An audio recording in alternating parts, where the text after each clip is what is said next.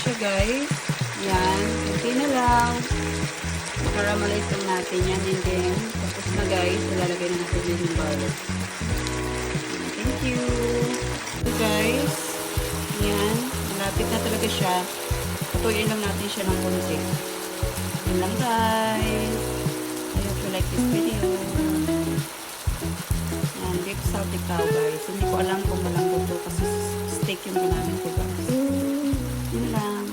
Hi guys, luto na yung beef saltikaw ko guys. Ayan, lalagay ko na lang yung garlic. Yan. Picturean ko na lang siya guys. Maglalagay ko. Bye!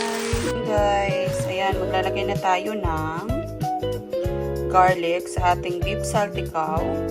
Guys, perfect good siya. Grabe kalambot yung meat guys. Ayan. First time kong linuto to guys. Perfect yung pakaluto ko. Siguro linito ko luto ng mga 10 minutes siguro. Kasi nga pag na over siyang luto, matigas siya guys.